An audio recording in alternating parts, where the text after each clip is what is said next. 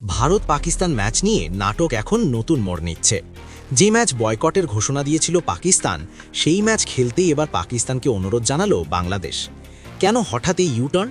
ক্রিকেটের আড়ালে কি বড় কোনো রাজনীতি চলছে? চলুন পুরো বিষয়টা বুঝে নিই। টি-20 বিশ্বকাপের আগে বিশ্ব ক্রিকেটে এখন সবচেয়ে আলোচিত বিষয় ভারত বনাম পাকিস্তান ম্যাচ। নিরাপত্তা ইস্যুতে বাংলাদেশ চেয়েছিল নিজেদের ম্যাচগুলো ভারতে না খেলে শ্রীলঙ্কায় খেলতে, কিন্তু আইসিসি সেই প্রস্তাবে রাজি হয়নি। বাংলাদেশের দাবি এই সিদ্ধান্ত ছিল একেবারেই অন্যায্য। আর ঠিক তখনই বাংলাদেশের পাশে দাঁড়িয়ে বড় সিদ্ধান্ত নেয় পাকিস্তান। তারা ঘোষণা করে বিশ্বকাপে ভারতের বিপক্ষে ম্যাচ খেলবে না। এই সিদ্ধান্তে ক্রিকেট বিশ্বে পড়ে যায় তোলপাড়। রাজনীতি নাকি ক্রিকেট, এই প্রশ্নে উত্তপ্ত হয়ে ওঠে পরিস্থিতি। কিন্তু এবার গল্পে এলো নতুন টুইস্ট। বাংলাদেশ ক্রিকেট বোর্ডের সভাপতি আমিনুল ইসলাম নিজেই পাকিস্তানকে অনুরোধ জানালেন 15 ফেব্রুয়ারি ভারতের বিপক্ষে নির্ধারিত টি-20 ম্যাচটি খেলতে। এক সংবাদ বিজ্ঞপ্তিতে তিনি বলেন, পুরো ক্রিকেট ইকোসিস্টেমের স্বার্থে পাকিস্তানের কাছে আমার অনুরোধ, ভারতের বিপক্ষে এই গুরুত্বপূর্ণ ম্যাচটি যেন তারা খেলে। মানে বোঝা যাচ্ছে বাংলাদেশ বুঝতে পারছে এই ম্যাচ না হলে ক্ষতি শুধু ভারত পাকিস্তানের নয়, ক্ষতি হবে পুরো বিশ্ব ক্রিকেটের।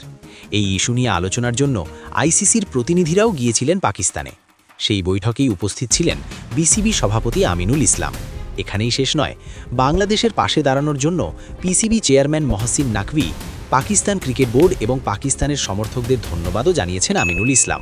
তিনি বলেছেন, এই সংকটের সময় পাকিস্তান যে ভ্রাতৃত্ব ও সহযোগিতার উদাহরণ রেখেছে তা আমাদের গভীরভাবে আপ্লুত করেছে।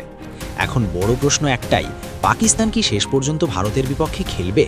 কারণ এই ম্যাচ মানেই কোটি কোটি দর্শক, হাজার হাজার কোটি টাকার ব্রডকাস্ট রেভিনিউ, বিশ্বকাপের উত্তেজনার মূল আকর্ষণ। আইসিসিও জানে ভারত পাকিস্তান ম্যাচ ছাড়া বিশ্বকাপ মানেই পানসে আয়োজন। তাই চাপ বাড়ছে পাকিস্তানের ওপর, আর একই সঙ্গে কূটনৈতিকভাবে সমাধানের রাস্তা খুঁজছে সবাই।